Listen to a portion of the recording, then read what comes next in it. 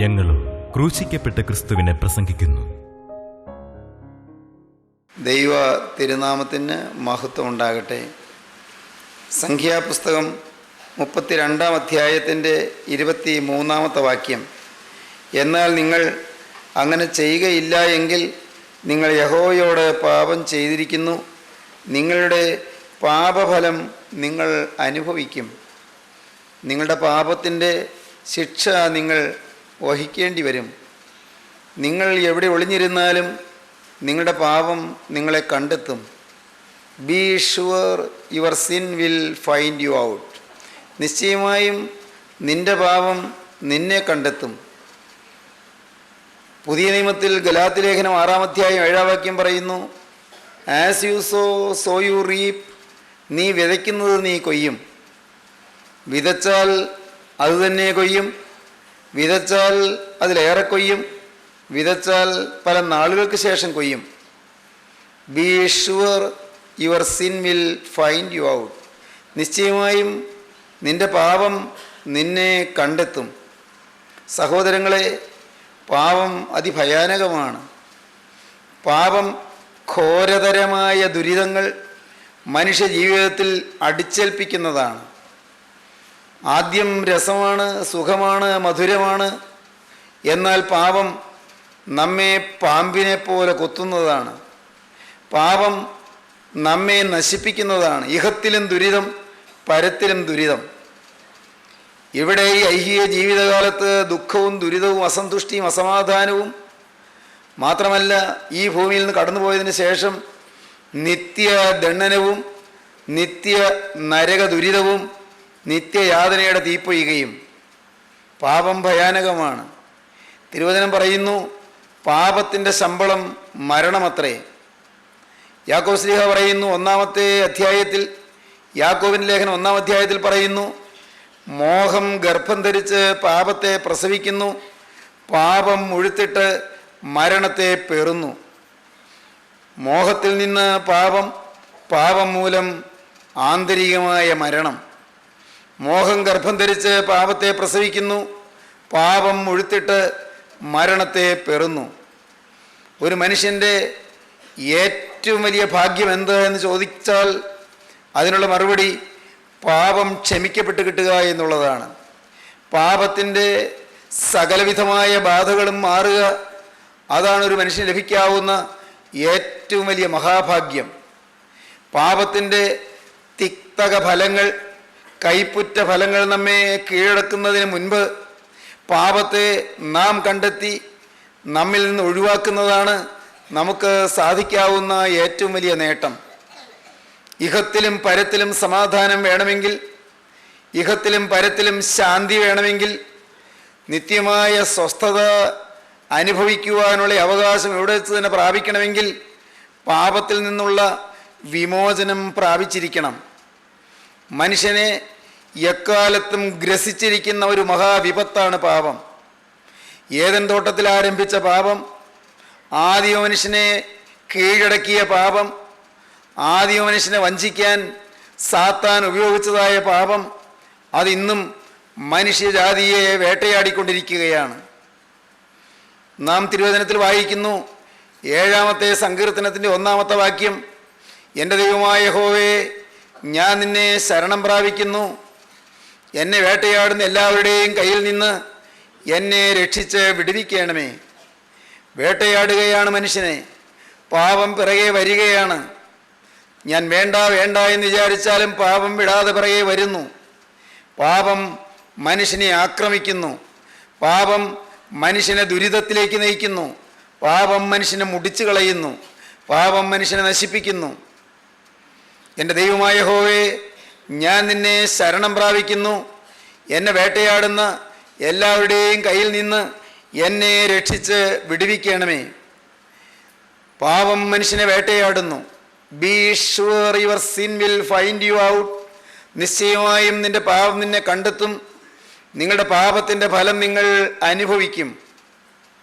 As you so you റീപ്പ്. നീ വിതയ്ക്കുന്നത് കൊയ്യും, വിതച്ചാൽ അത് തന്നെ കൊയ്യും, വിതച്ചാൽ അത് ഏറെ കൊയ്യും, വിതച്ചാൽ പല നാളുകൾക്ക് ശേഷം കൊയ്യും.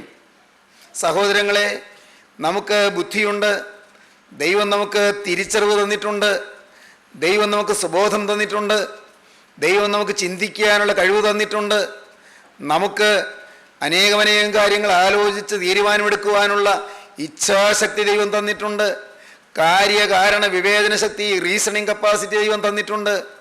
ദൈവം നമുക്ക് തന്നിരിക്കുന്നതായ ഈ അനുഗ്രഹീതമായ സിദ്ധികൾ കൊണ്ട് തെറ്റേത് ശരിയേതായും തിരിച്ചറിഞ്ഞ് ശരിയെ മുറുകെ പിടിക്കുകയും തെറ്റിനെ തീരെ മാറ്റുകയും ചെയ്യുന്നതാണ് നമ്മുടെ ജീവിതത്തിൽ അത്യന്താപേക്ഷിതമായിട്ടുള്ളത്.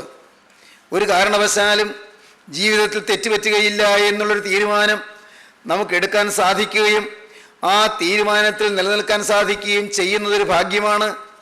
അതാണ് കർത്താവായ യേശുക്രിസ്തു മനുഷ്യന് തരുന്ന ഏറ്റവും വലിയ കൃപ. അശുദ്ധിയായി കാണുവാനും തിന്മയെ തിന്മയായി കാണുവാനും സകല തിന്മയെയും ജീവിതത്തിൽ നിന്ന് മാറ്റിയെടുക്കുവാനും പാപമില്ലാത്ത ജീവിതത്തിൻ്റെ സംശുദ്ധി, സന്തോഷം, സമാധാനം അനുഭവിക്കുവാനും ദൈവം മനുഷ്യന് ഭാഗ്യം നൽകുന്നു. അതാണ് കർത്താവായ യേശുക്രിസ്തു ഗോകുൽത്തായിലെ കുരിശിൽ നേടിത്തന്ന സ്വർഗമഹാ സൗഭാഗ്യം. യേശുക്രിസ്തു കുരിശിൽ നേടിത്തന്നത് പാപത്തിൻ്റെ മേലുള്ള വിജയമാണ്. പാപത്തിൻ്റെ മേലുള്ള ആ വിജയം കർത്താവ് നേടിത്തന്നുകൊണ്ട് പാപമില്ലാത്ത ജീവിതത്തിൻ്റെ സൗഭാഗ്യത്തിലേക്ക് സകല മനുഷ്യരെയും നയിക്കുവാനാണ് കർത്താവ് ക്രൂശിൽ കിടന്ന് നിലവിളിച്ചത്, എനിക്ക് ദാഹിക്കുന്നു എന്ന്. മനുഷ്യൻ്റെ ആത്മാവിന് വേണ്ടിയുള്ള ദാഹം, പാപിയായ മനുഷ്യൻ്റെ വീണ്ടെടുപ്പിന് വേണ്ടിയുള്ള ദാഹം, അശുദ്ധനായ മനുഷ്യനെ വിശുദ്ധനാക്കാനുള്ള ദൈവസ്നേഹത്തിൻ്റെ അദമ്യമായ ദാഹം, അതാണ് ക്രൂശിൽ നാം കാണുന്നത്. എൻ്റെ ദൈവമായ യഹോവേ, നിന്നെ ഞാൻ ശരണം പ്രാപിക്കുന്നു.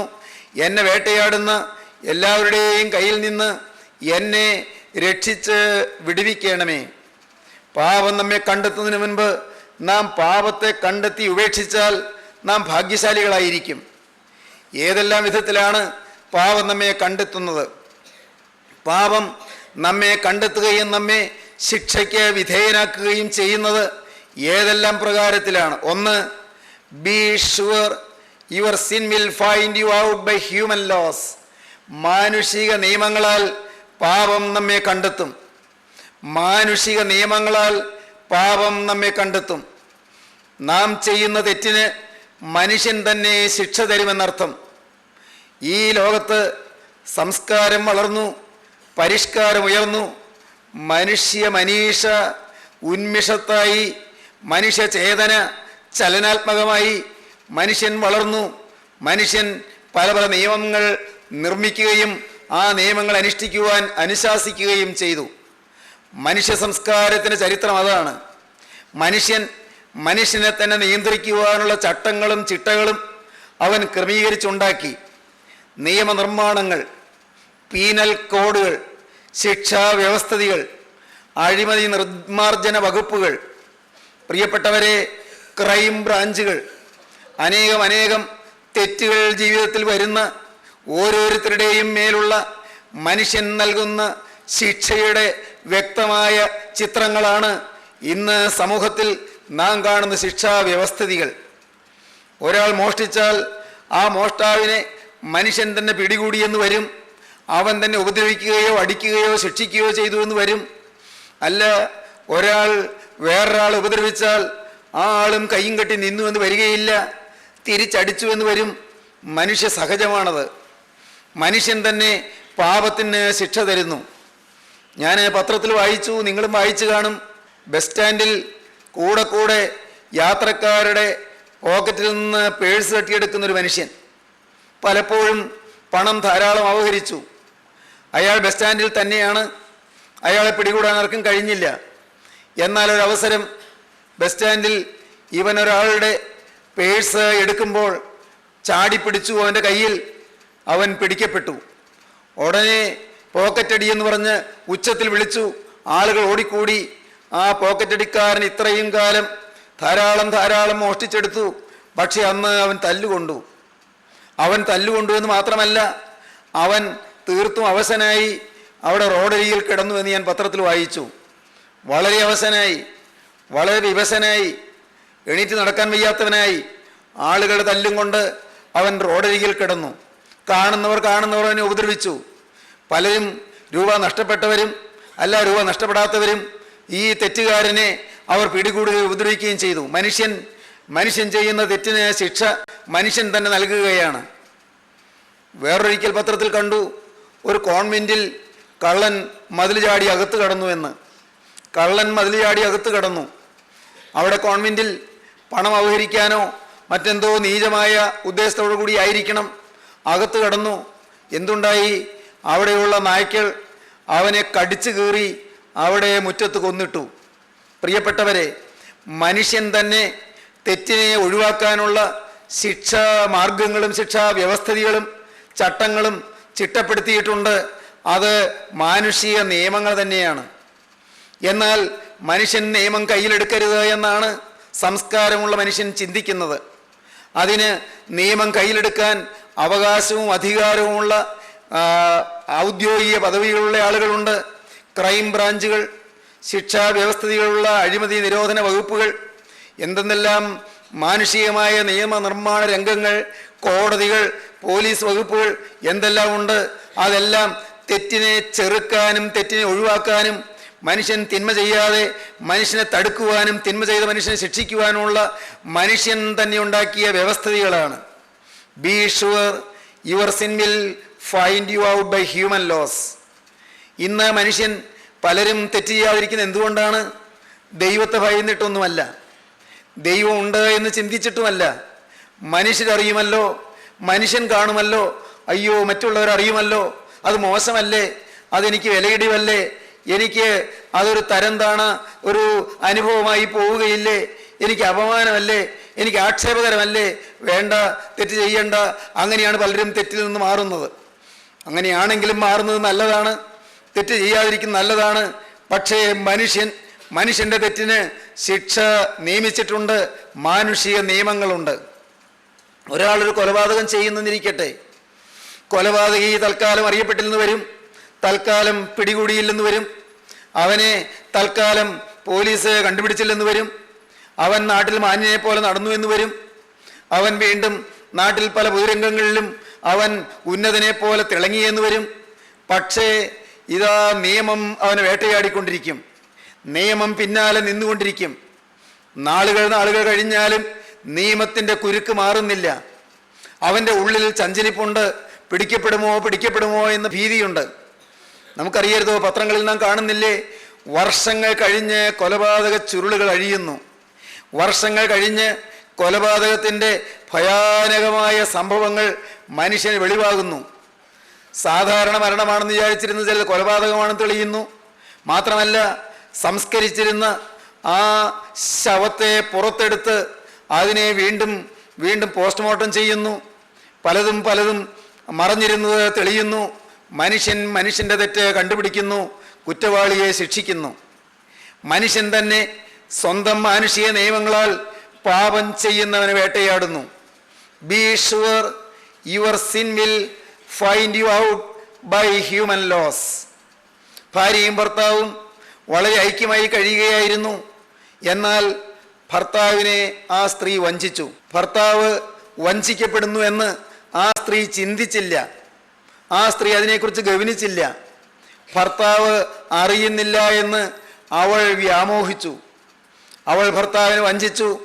വളരെ ഹീനമായ, പുറത്തു പറയാൻ അറയ്ക്കുന്നതായ പാപത്തിലേക്ക് അവൾ നീങ്ങിപ്പോയി. എന്നാൽ ഏതാനും നാൾ കഴിഞ്ഞു ഭർത്താവ് അവളുടെ മഹാവലിയ വൈകൃതം, അവളുടെ മ്ലേച്ഛമായ ജീവിതം ഭർത്താവ് തിരിച്ചറിഞ്ഞു. ആ സാധു മനുഷ്യൻ ആദ്യം അമ്പരപ്പിലായി, പിന്നെ പരിഭ്രാന്തിയിലായി, പിന്നെ വിവശനായി. ഒടുവിൽ അവൻ വിചാരിച്ചു, വേണ്ട, ഇവൾ അവളുടെ ഇഷ്ടത്തിന് പോയിക്കൊള്ളട്ടെ, ഞാൻ ഏകനായി ജീവിച്ചു കൊള്ളാം. ഭർത്താവ് അവളെ ഉപേക്ഷിച്ചു. ഞാനതിൻ്റെ ന്യായാന്യായങ്ങളെക്കുറിച്ച് പറയുവാനല്ല, ആ സ്ത്രീ ചെയ്ത പാതകം അത് അവൾക്ക് തന്നെ വിനയായി തീർന്നു. കഠിനമായ നൈരാശ്യത്തിലായി, വലിയ ദുഃഖത്തിലായി. ആ സ്ത്രീ സങ്കടത്തോടെ പറയുകയാണ്, എനിക്ക് പറ്റിയ അബദ്ധത്തിൻ്റെ ഭയാനകത ഇപ്പോഴാണ് ഞാൻ മനസ്സിലാക്കുന്നത്. എനിക്ക് സമാധാനമില്ല, ഞാൻ പിറന്ന വീട്ടിൽ കയറ്റുന്നില്ല, ഭർത്താവിൻ്റെ വീട്ടിൽ നിന്ന് എന്നെ ഇറക്കി വിട്ടു, എൻ്റെ അപ്പനും അമ്മയും എന്നെ സ്വീകരിക്കുന്നില്ല, എൻ്റെ കുറ്റം ഭയാനകമായി പോയി. ഇന്ന് ഞാൻ അഗതിയെപ്പോലെ അലഞ്ഞു തിരിയുകയാണ്. വല്ല അനാഥശാലയിലോ വല്ല അഗതി മന്ദിരത്തിലോ എനിക്ക് അഭയം കിട്ടിയാൽ മതിയായിരുന്നു. പ്രിയപ്പെട്ടവരെ, ഇങ്ങനെയുള്ള എത്രയെത്ര സംഭവങ്ങൾ മനുഷ്യനെ കുറെ കാലം മറയ്ക്കാം, മനുഷ്യനെ കുറെ കാലം ഒളിക്കാം. എന്നാൽ നിയമം ഇതാ പിന്നാലെ നിയമത്തിൻ്റെ കുരുക്കുകളായി പിറകെ പാഞ്ഞു വരികയും അനുധാവനം ചെയ്ത് പിടികൂടുകയും നിയമത്തിൻ്റെ ആ ഭയാനകമായ കരുത്തുറ്റ കരങ്ങളിൽ കൊടുക്കുകയും ചെയ്യുന്നു. നിയമം ശിക്ഷയ്ക്ക് വിധിക്കുന്നു.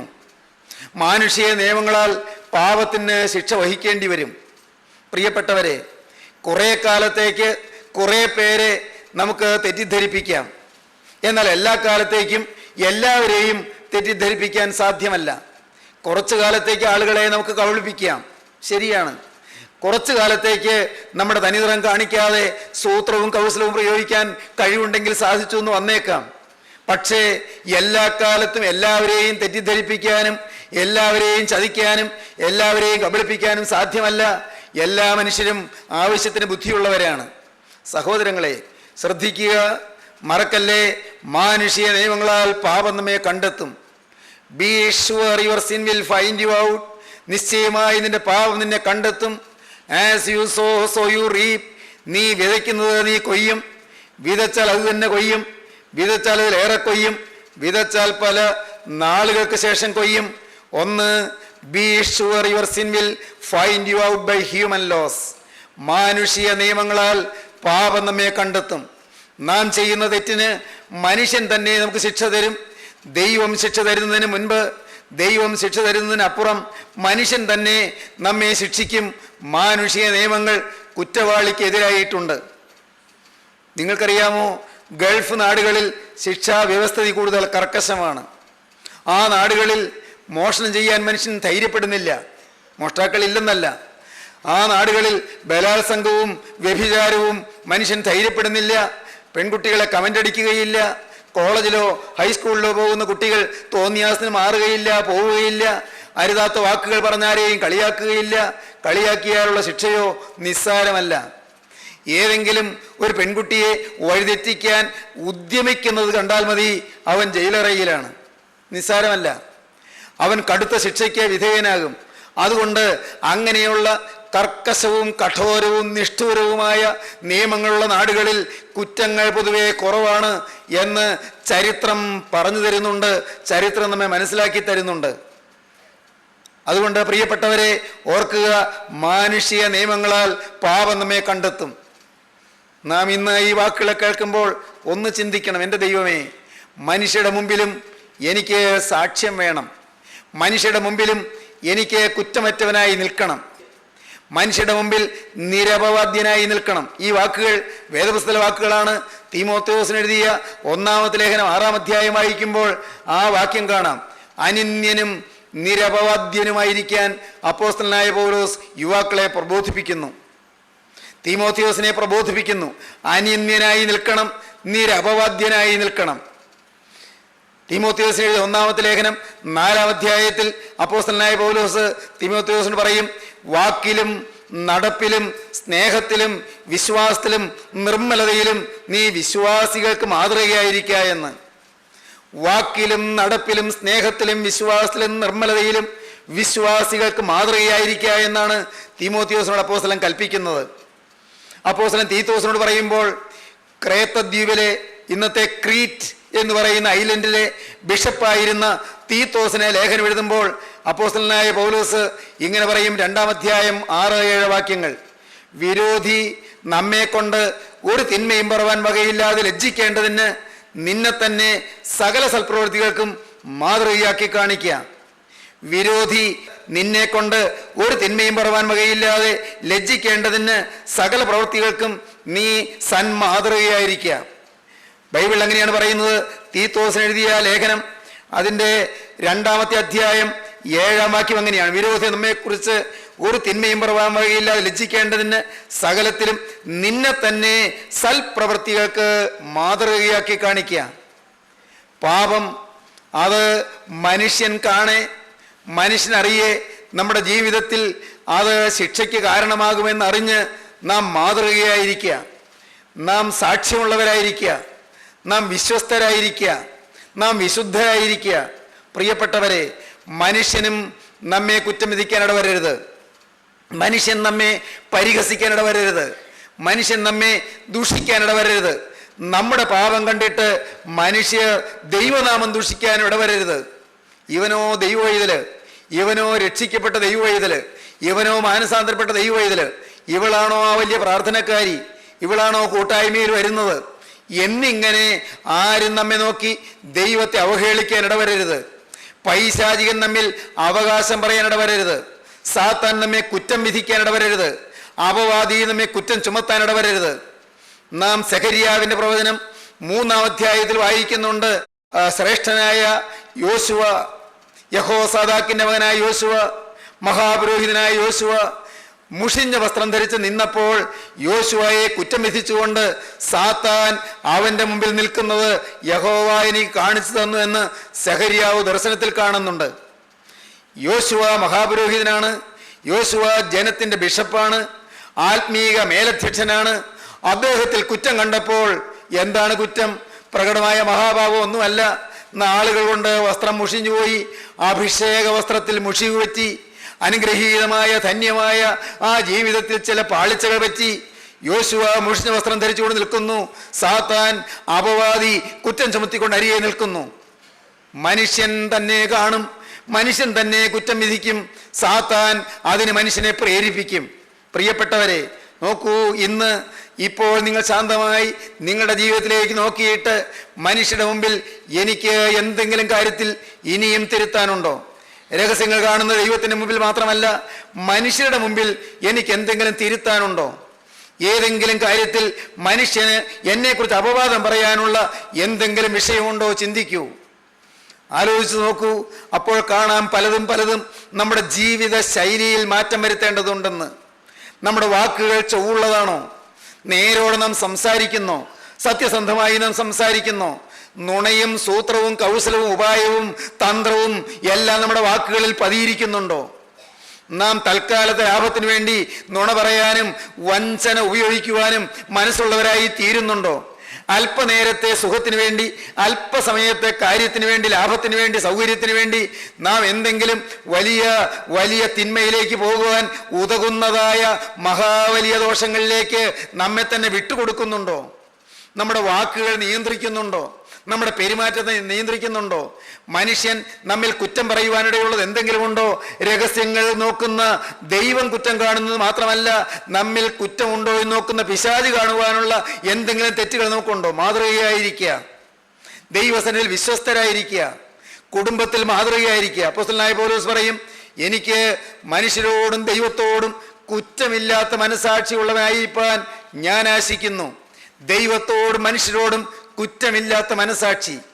ഇന്ന് ഇത് കേൾക്കുമ്പോൾ നിങ്ങൾ തീരുമാനിക്കൂ, കർത്താവേ, ദൈവത്തോടും മനുഷ്യരോടും കുറ്റമില്ലാത്ത മനസാക്ഷിയുള്ളവനായിരിക്കാൻ ഞാനിതാ ഒരു പുതിയ തീരുമാനമെടുക്കുന്നു. ദൈവസന്നിധിയിൽ പാപം വിട്ടകന്ന് നിൽപ്പാൻ ഞാനിതാ ഒരു പുതിയ തീരുമാനമെടുക്കുന്നു. ഒരണുവിൽ പോലും തെറ്റുപറ്റാതെ നിൽക്കുവാൻ ഞാനിതാ ഒരു തീരുമാനമെടുക്കുന്നു. 10 പൈസയിൽ പോലും ക്രമക്കേട് വരാതെ നിൽക്കാൻ ഞാനിതാ ഒരു തീരുമാനമെടുക്കുന്നു. ഒരക്ഷരത്തിൽ പോലും തെറ്റാതിരിക്കാൻ ഞാനിതാ ഒരു തീരുമാനമെടുക്കുന്നു. മനുഷ്യരുടെ മുമ്പിൽ എന്നിൽ കുറ്റമുണ്ടോ എന്ന് നോക്കുന്ന പൈശാചികൻ നോക്കുമ്പോൾ പോലും തെറ്റ് കാണാതിരിക്കാൻ ഞാനിതാ ഒരു പുതിയ ചുവട് വയ്ക്കുന്നു, പുതിയ തീരുമാനമെടുക്കുന്നു. ഞാനിതാ എന്നെ തന്നെ അവിടുത്തെ ക്രൂശൻ ചുവട്ടിൽ സമർപ്പിക്കുന്നു. ക്രൂശിലെ മാതൃക, ക്രൂശിലെ സ്നേഹത്തിൻ്റെ ഉദാത്ത മാതൃക, ക്രൂശിലെ നിഷ്കളങ്കതയുടെ മാതൃക, യേശുക്രിസ്തു കാണിച്ചു തന്ന വിശുദ്ധിയുടെ മാതൃക, യേശുക്രിസ്തു കാണിച്ചു തന്ന സ്നേഹത്തിൻ്റെ മാതൃക, യേശുക്രിസ്തു കാണിച്ചു തന്ന ആ പരിപൂർണമായ പരിപാവനമായ ആ സ്നേഹത്തിൻ്റെയും കാരുണ്യത്തിൻ്റെയും അത്യുന്നതമായ മാതൃക, അത് കൈമുതലാക്കാൻ നിങ്ങൾക്ക് ആഗ്രഹമുണ്ടോ? യേശുക്രിസ്തുവിൻ്റെ മാതൃക സ്വീകരിച്ചുകൊണ്ട് മനുഷ്യരുടെ മുമ്പിലും ദൈവത്തിൻ്റെ മുമ്പിലും കുറ്റമറ്റ മനസാക്ഷിയുള്ളവരായിപ്പോൾ നിങ്ങൾക്ക് ആഗ്രഹമുണ്ടോ? എങ്കിൽ പ്രിയരെ, ഇപ്പോൾ കുരിശിൻ്റെ ചുവട്ടിലേക്ക് നിങ്ങൾ തന്നെ സമർപ്പിക്കുവീൻ.